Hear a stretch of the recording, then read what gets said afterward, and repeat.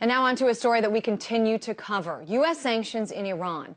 Late last week, the U.S. Senate voted to increase sanctions, imposing new penalties on any foreign businesses and banks that have ties to Iran's ports, shipping, shipbuilding, or energy. This would bring policy one step closer to a total trade embargo on Iran. Now, these sanctions were added by the Senate to the annual defense authorization bill, which still needs to be voted on by the House of Representatives and signed into law by the president. To talk more about these sanctions and also U.S. policy in Iran, I'm joined now by Jamal Abdi, Policy Director for the National Iranian American Council. And I know, Jamal, these sanctions, of course, are in response to, the threat of nuclear weapon in Iran. But it seems like the White House, isn't on board with the sanctions voted on by the Senate. Talk a little bit about this clash in ideals here. Well, I wouldn't call it a clash. It was a very quiet confrontation, if anything. This was a sanctions package that was proposed initially as a total embargo, as sort of the last step in this sanctions dance that we've seen over the past couple of years. The last step before the next Before step. Full exhaustion of the sanctions and what's left but potentially a naval blockade to enforce a total embargo. That's, of course, an act of war.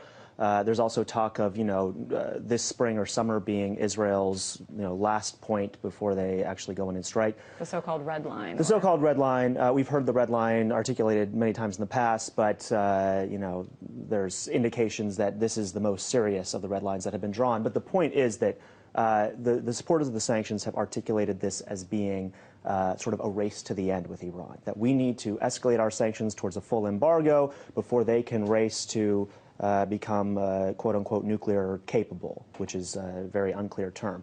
And so what happened was the supporters of this did not get everything that they wanted. They didn't get the total embargo, but they still did manage to ratchet up the sanctions. This is the third time in just the past calendar year that they've managed to do this. And the White House is understandably frustrated by this because we are now in a period where we are supposedly going to enter negotiations and where, the U.S. election cycle has ended. We have a brief period of time before March when the Iranian election cycle begins and they're unable to do anything diplomatically. And so we have this brief window where we need to have serious talks.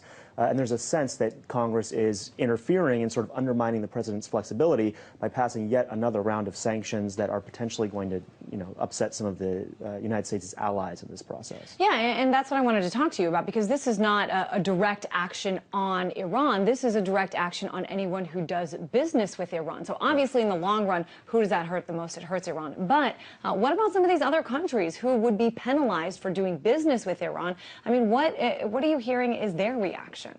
Yeah, I think there's concern about these measures, that every time we've seen this in the past, there's been this concern. For instance, these sanctions are really going to hit potentially Turkey pretty hard because Turkey depends on Iran for its gas. Right now, they've worked out some arrangements where they're essentially bartering through the use of gold in order for Iran to continue to sell gas to Turkey. If this gets cut off, it's unclear what Turkey can do. And so I think my sense is that what the administration would like is for more waivers in these sanctions to give them, at the very least, some flexibility with our allies to say, we are actually partners in this. We're not, we're not going into a, economic war with you. Well, an example right now of a waiver, I think, is, China obviously does business with Iran, and the U.S. has not, imposed major penalties on China for that. Right, exactly. And those were built in because the administration did sort of take on Congress last December with central bank sanctions and managed to win some very short-term temporary waivers that they can enforce sort of at their discretion. The real issue, the fundamental issue here, though, is that the administration doesn't have a waiver to use at the table with Iran, per se. There's a lack of clarity about what Iran would have to do in order to get the U.S. to be able to lift these sanctions or suspend them.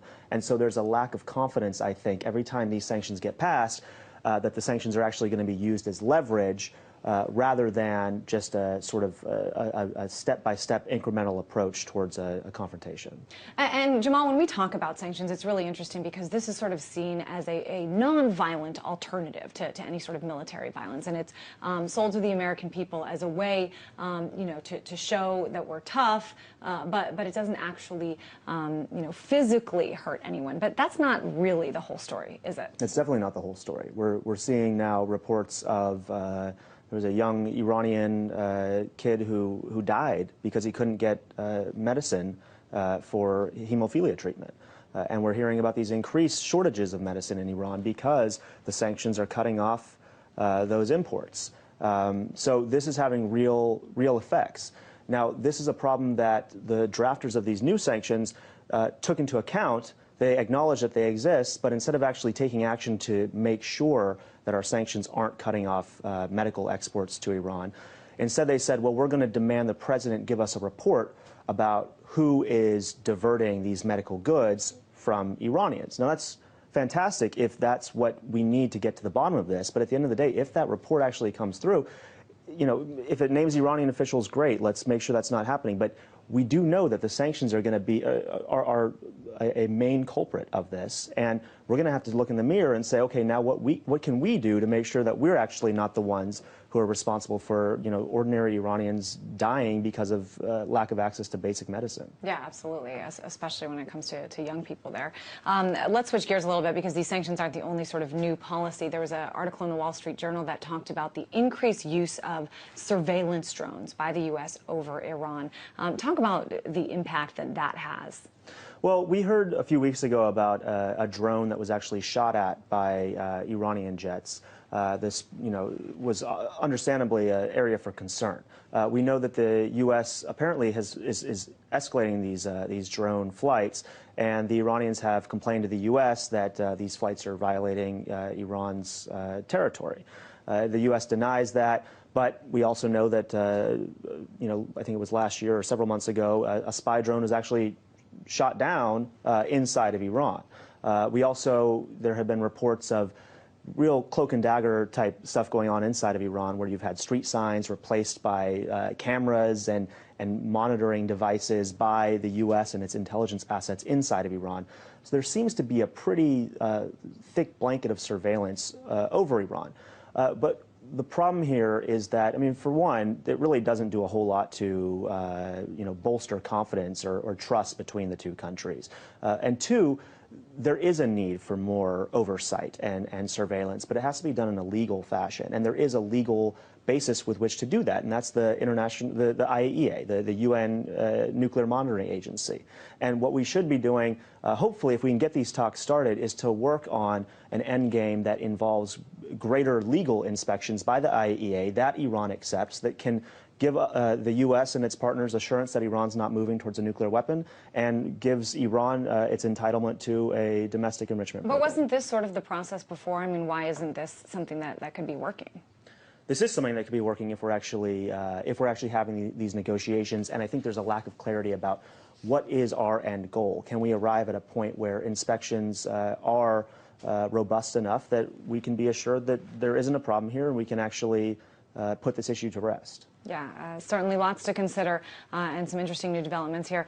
Jamal Abdi, Policy Director for the National Iranian American Council. Thanks so much. Thank you.